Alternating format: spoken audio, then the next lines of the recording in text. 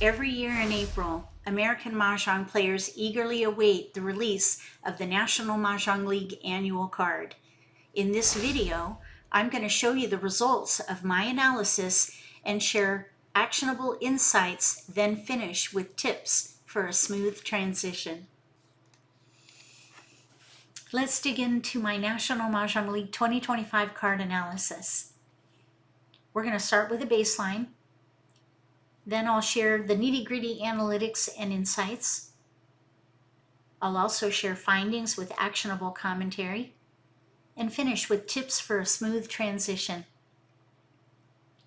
The National Mah Jongg League publishes their annual card of valid hands for American Mahjong players in April. The methods used to describe the hands stay the same.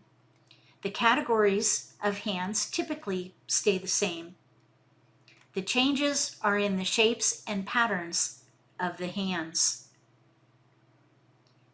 Let's dig into the nitty-gritty analytics and insights. When I do the card analysis, I do a side-by-side comparison of last year's card with this year's card, and I begin to count. As I count hands and note my findings on the changes,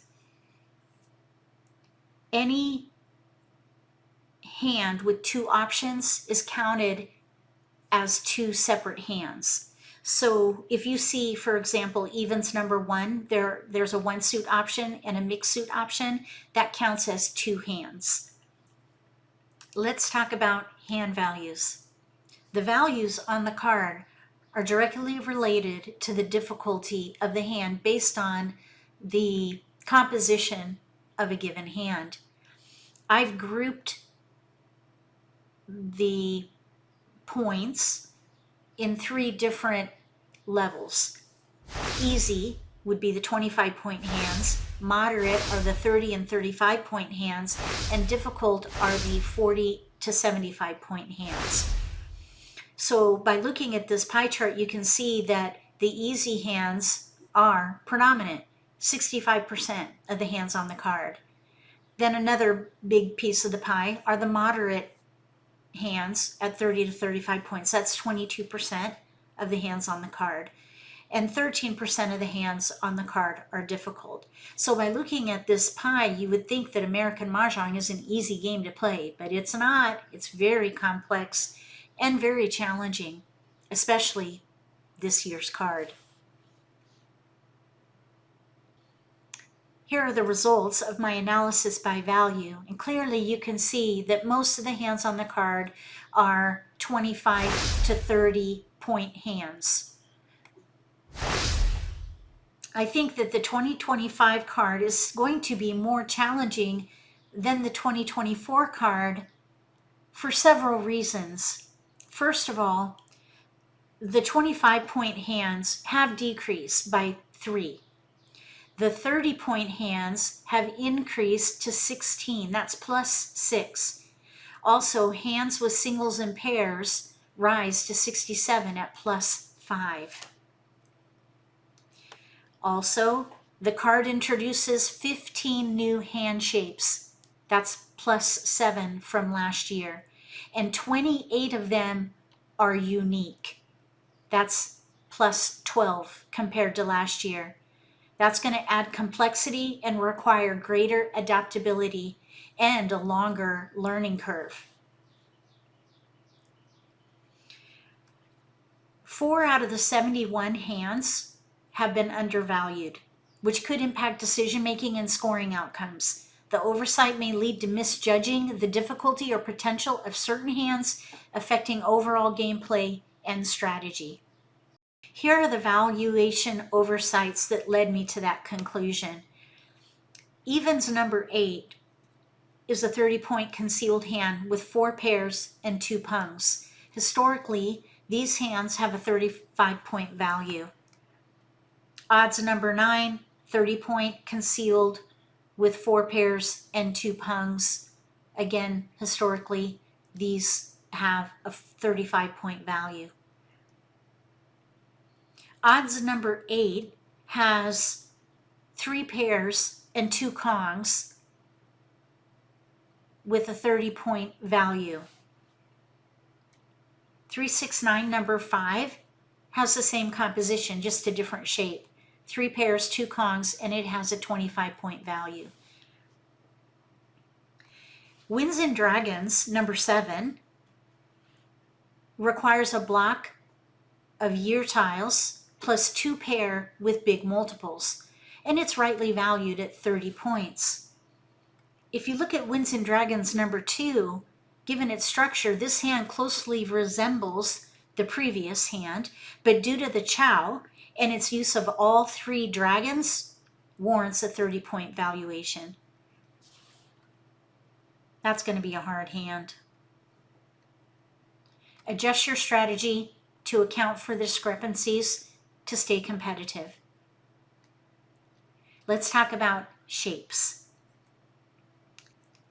This is a summary of my analysis by recurring and prevalent shapes where the result is 4% or greater. The most prevalent shape is Pung Kong, 9 hands at 13%.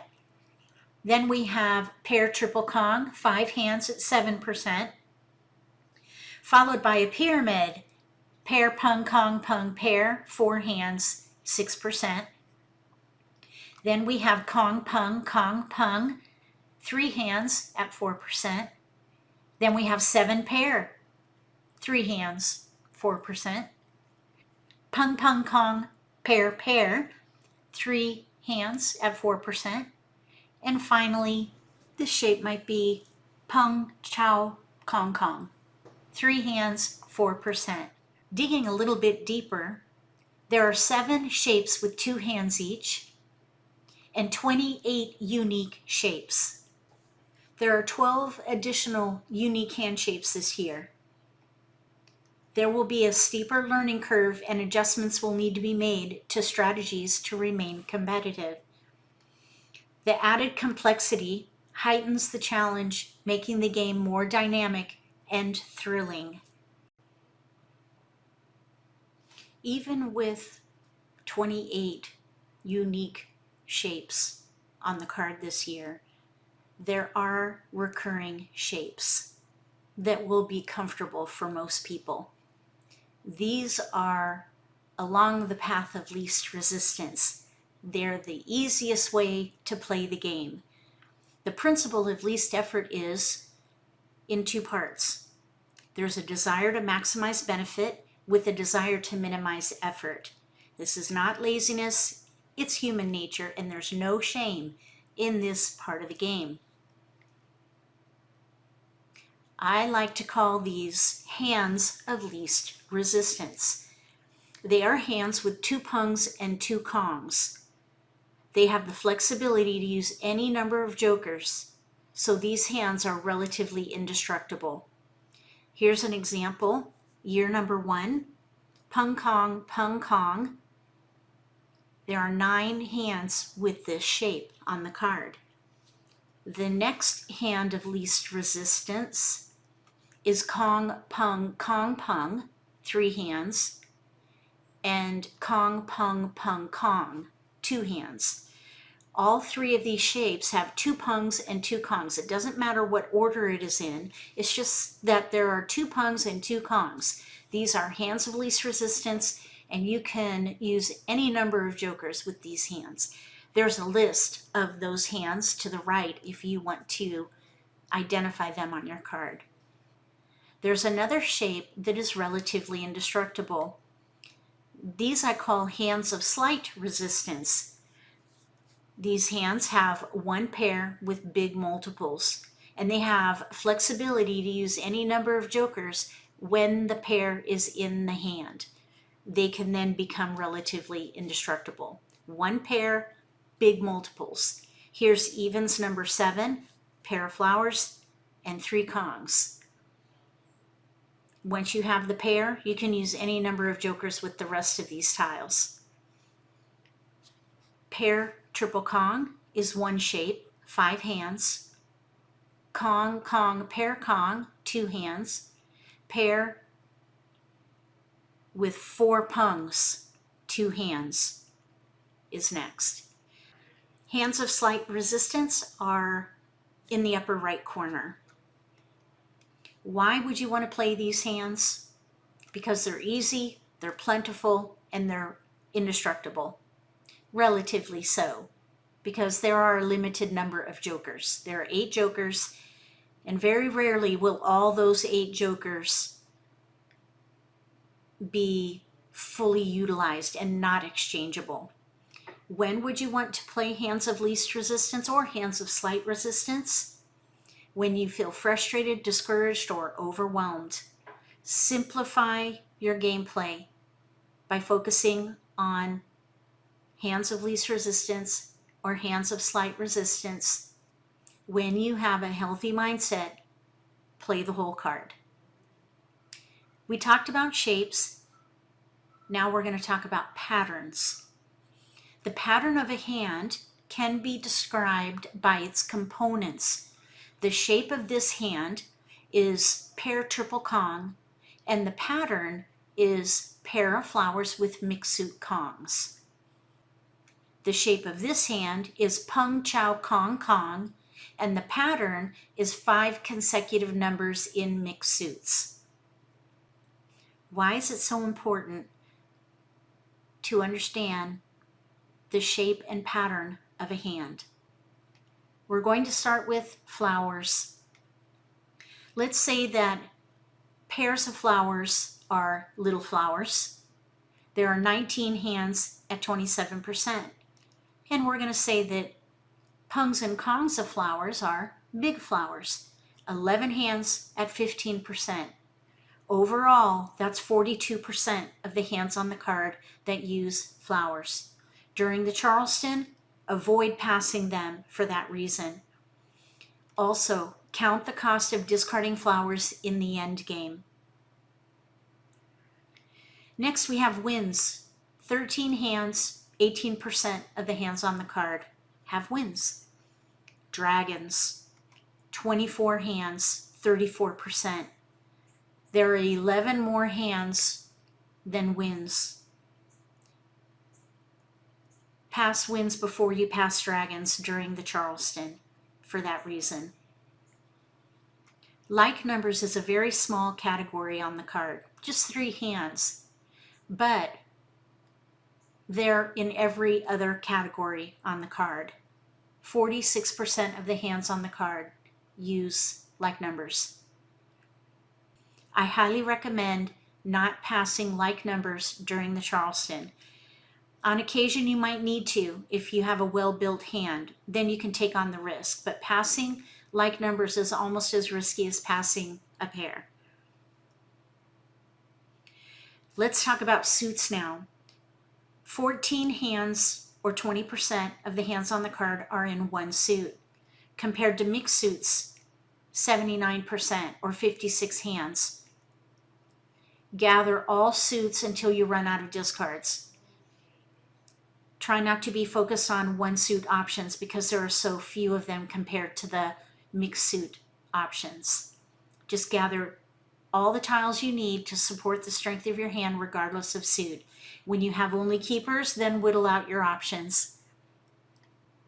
We saved the best for last. Multiples. Multiples are when you have 2 or more identical tiles. A little multiple would be a pair, and a big multiple would be Pung, Kong, and Quint. American Mahjong is a game of multiples. If you look on the card, every hand has a multiple, whether it be pair, Pung, Kong, Quint. So if you target multiples, you will optimize hand development. And that leads into hand development. Target multiples and choose a category that uses most of the remaining tiles to support it.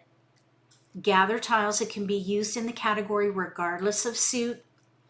Build around the multiples to optimize quick hand development and defend along the way.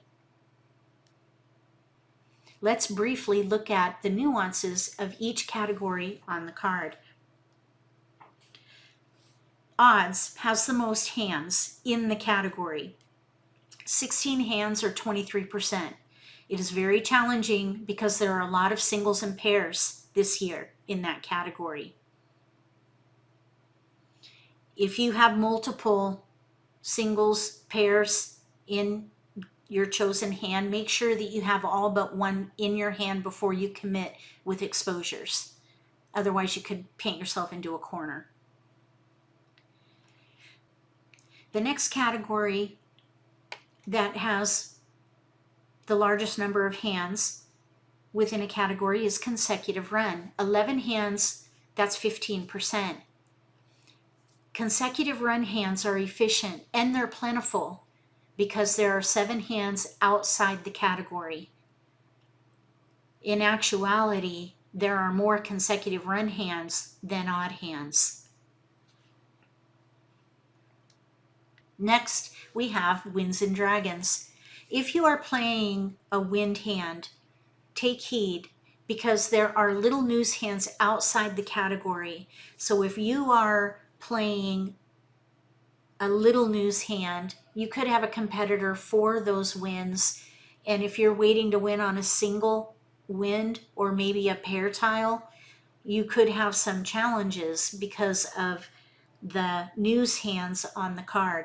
There are a lot of big news hands as well, so you want to watch what people are discarding, especially in the early game. If you see winds going down as discards and your hand is being impacted, you might consider switching to something else. So just be mindful about winds being discarded or exposed, whether or not you're playing a big news hand or a little news hand, but primarily for a little news hand, because with those little news hands, you cannot use jokers. Next, we have evens, 10 hands, 14%, same number as winds and dragons. The nice thing about evens is switchability. There are a lot of like numbers in that category. You can straddle with a year category or maybe any like numbers as well. Also, if you happen to get 3s and 4s, you could switch to consecutive run with 2, 3, 4, 5. It's a stretch though, because that's 2 numbers in between 2 and 5 this year. So be careful with that idea of switchability to consecutive run. It's a stretch. But straddling with 2, 4, 6, 8 in the year, that's doable. Eventually, of course, you're going to have to make a choice. But that whole first panel, if you're playing evens, you could find lots of options on that one panel. Next, we have 3, 6, 9, 8 hands, 11%. This category, even though there are only 3 numbers, there are a lot of like numbers in here, so you can straddle with any like numbers. If your hand is affected by discards or other exposures, you could potentially switch to a like number hand if you need to.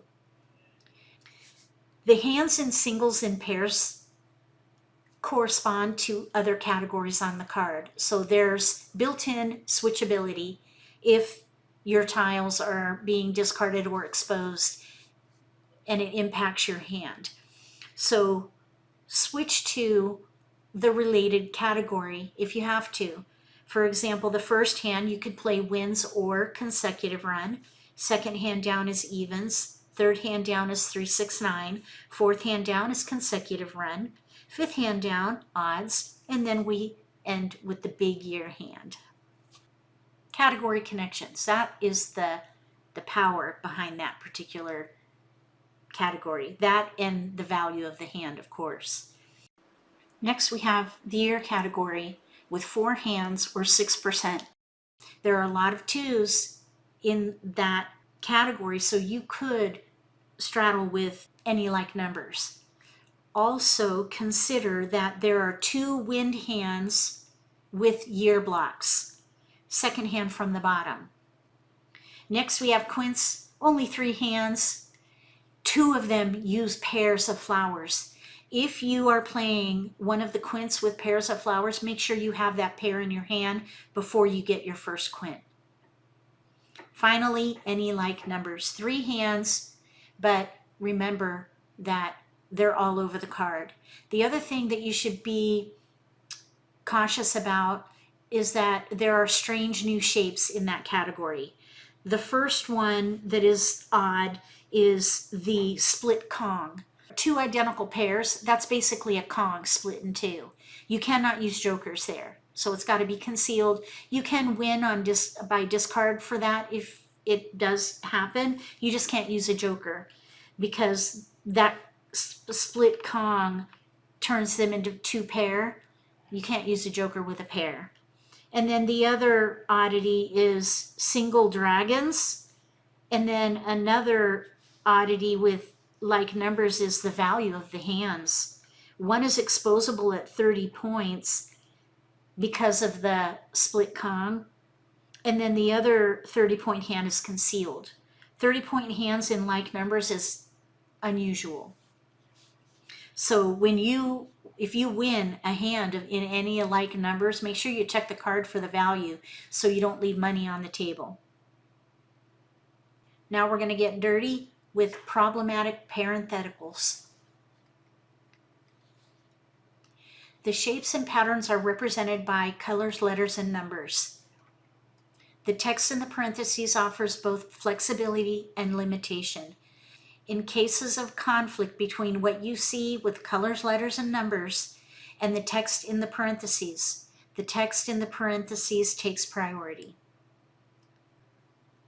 There are a couple of misprints in the early release of the card. Evens number 4 is shown in one color on the small card. This is a mixed suit hand. You need a Kong of flowers and then a block of 4 single tiles, 2, 4, 6, 8 in one suit, and then the like even pungs are in the other 2 suits. The next misprint is similar in consecutive run 3-2 on the big card. This is shown in one color as well, but this is a mixed suit hand. So this is an example of what it should look like. Kong of flowers, 3 consecutive numbers, Kong, pair, Kong, different suits. There are several complex patterns that may be confusing. So we're going to look at these just to talk through them. Any like numbers, number 2, has a concealed split Kong. You cannot use jokers because they're actually pairs. Even though a Kong, 4 identical tiles, you can use a joker in there normally, but the league has split this into 2. So it is a concealed split Kong. You cannot use jokers there, but you can use jokers with the Kong of flowers or the pungs of the other number tiles, just not with the concealed Kong.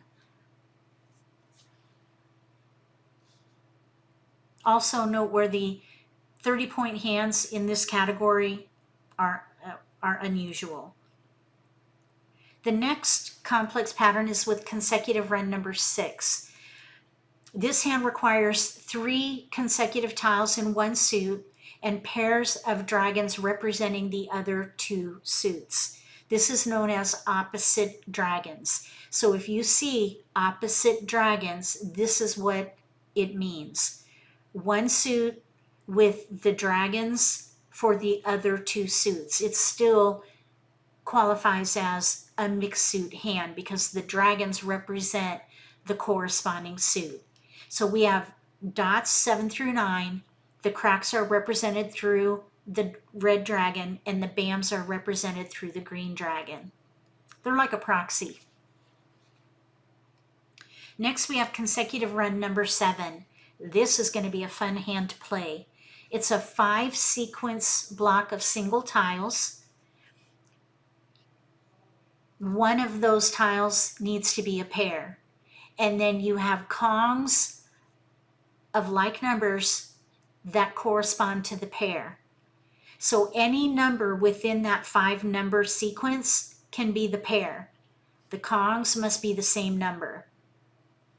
So here we have 2, 3, 4, 5, 6, pair 6 with Kongs of 6s. Next we have consecutive run number 8. This hand requires a pair of flowers with single pair pung in 2 identical 3-number sequences.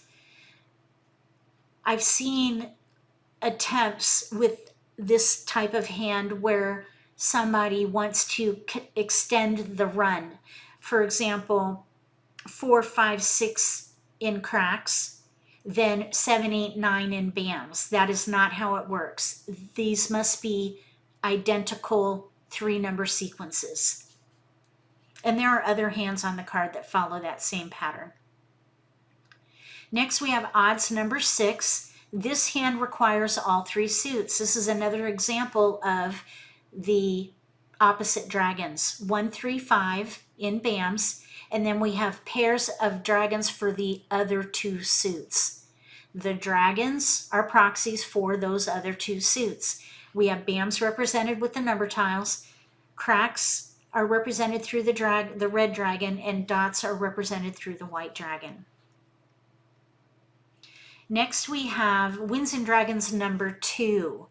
This hand must use a concealed chow. Chow is 3 tiles in a sequence, and then you need all 3 dragons. You get to decide which dragon is the pair pung kong. The kong does not need to match the chow. On the card, it shows the chow in blue and then the kong in blue. So players are thinking those need to correspond, but they do not. You have total flexibility with your dragons, any combination of dragons. So here the example is a pair of flowers, 7, 8, 9 in dots, pair green dragon, pung white dragon, kong red dragon, and that is valid. There are 4 carryover hands. Winds and Dragons number 1. We have kong, pung, pung, kong, or pung, kong, kong, pung. And then we have 3, 6, 9 number 2. This one was a little tricky because it's the same hand, but the league inserted plus and equal signs in there to make it an addition hand. But it's essentially the same hand as we had on the card before. It wasn't denoted as a addition hand. So that's clever. It's the same hand. So 4 carryover hands, 3, 6, 9 in one suit or 3, 6, 9 in mixed suits. We're now going to move on to the back of the card. On the back of the card it says standard based on 8 flowers and 8 jokers. I'm calling this select standards because there's limited space back there. They can't put everything on the card. So what is on the back of the card is not comprehensive. That's why you don't want to learn how to play the game just based on what's on the back of the card. There's so much more to the game. It's a good way to start, but that is by no means comprehensive. There's much, much more to the game. Mahjong is a game of strategy, tradition, and evolving rules. Understanding key standards in preliminaries, game mechanics, and complex rules can help you navigate the game with confidence.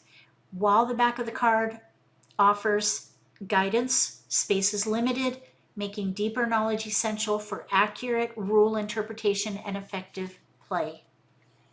For a comprehensive collection of league published guidelines and rulings, visit the MAHJLIFE wiki, where you can read detailed articles with insightful commentary to help clarify complex rules and their practical applications. The following are highlights of the changes of the back of the card that warrant your attention. On the left panel under claiming a discard, rule number 2 was modified by adding a sentence to elaborate on what happens when a player claims a discard. A claim is made when a called tile is taken and made part of an exposure. This also applies to Mahjong. Rules number 5 and 6 were modified to clarify the priority when 2 players claim the same discard for exposure or Mahjong, and to establish that if one player racks the discard or exposes tiles, they get preference. However, the revision failed to mention that the original rule was designed to protect the player who's paying attention when the player next in turn is not. These rules could be combined into a single statement. When two players want the same discard for the same reason, the player next in turn gets the tile. However, if the player next in turn is not paying attention and another player claims the discard by racking it or exposing tiles, it's too late for the player next in turn. Rule number 7 was added to explain the changes that can be made to an exposure.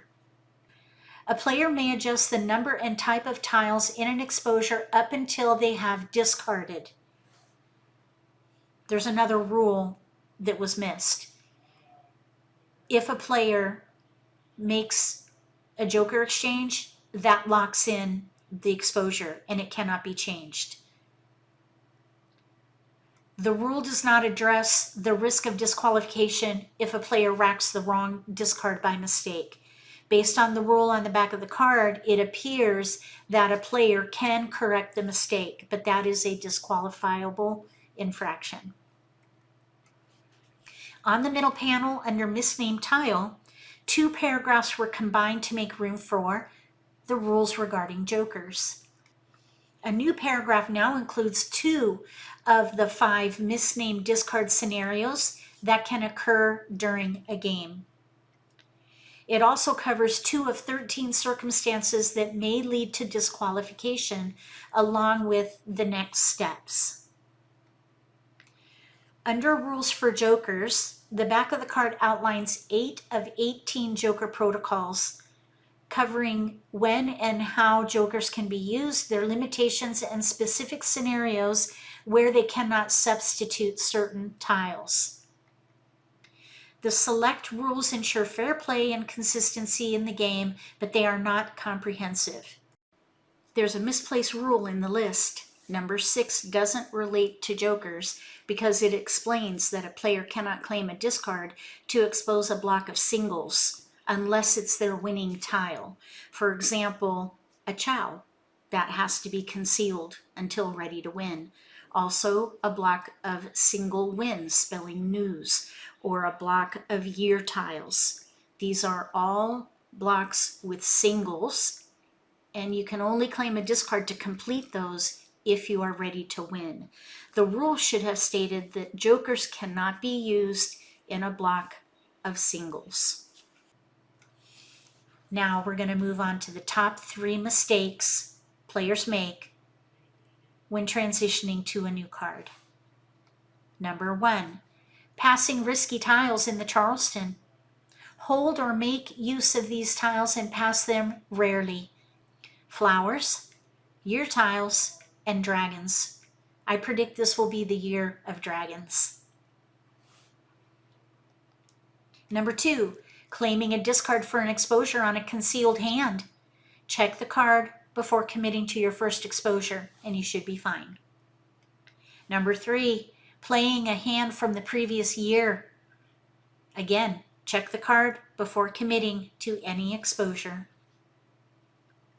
Now here are top 3 tips for a smooth transition. Number 1, limit your choices. You could limit category or hand options. I have a wiki article called Jump Starters that can give you some options.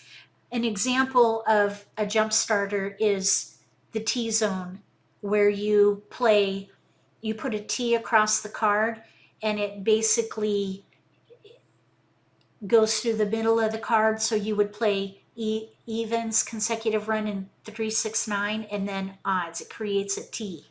That's the T-zone.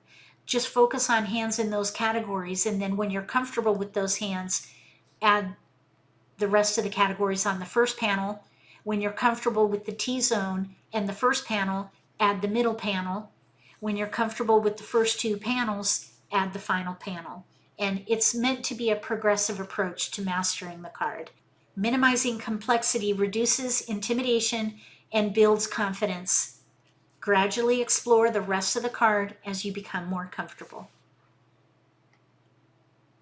Number 2, practice makes progress.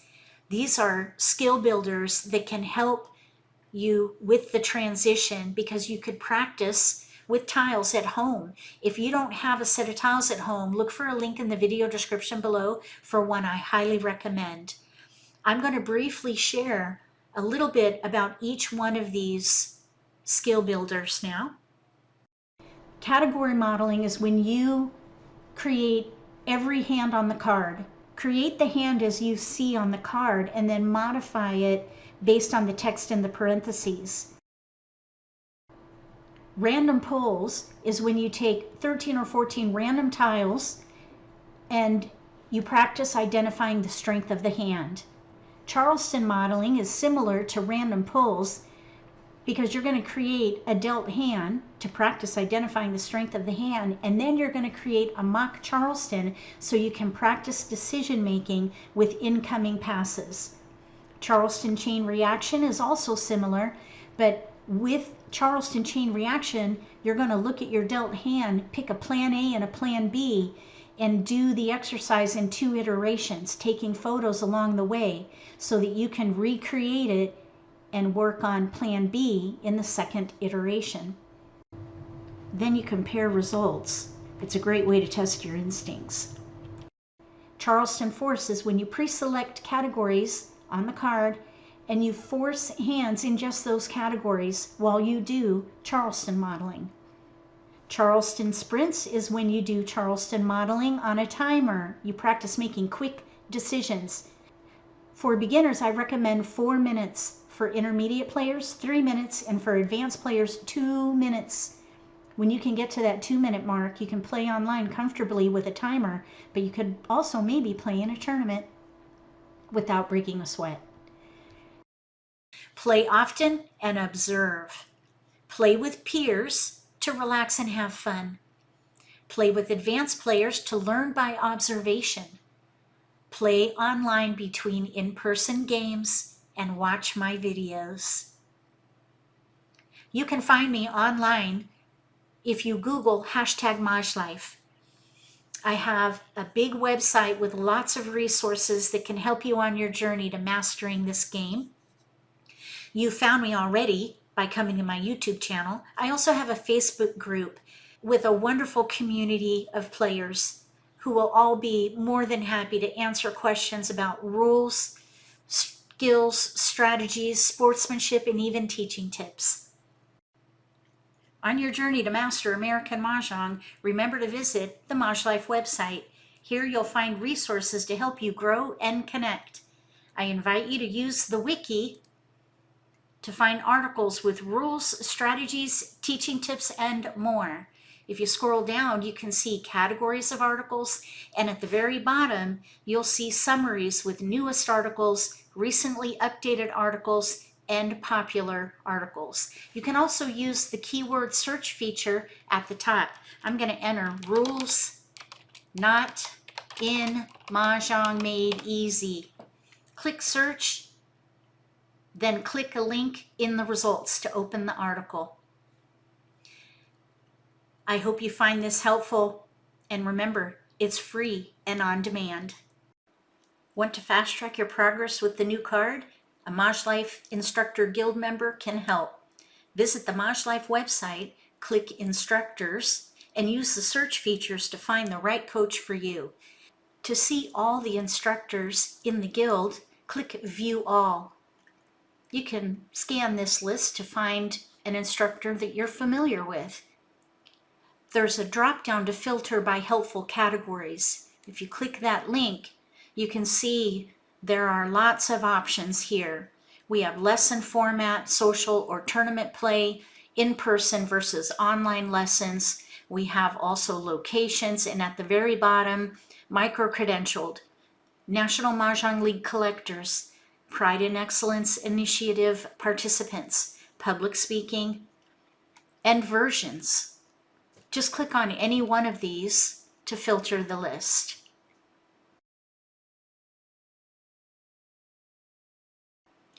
You could also use this text box to filter by a keyword. I'm going to search for instructors in Cherokee County. So I'm going to type Cherokee.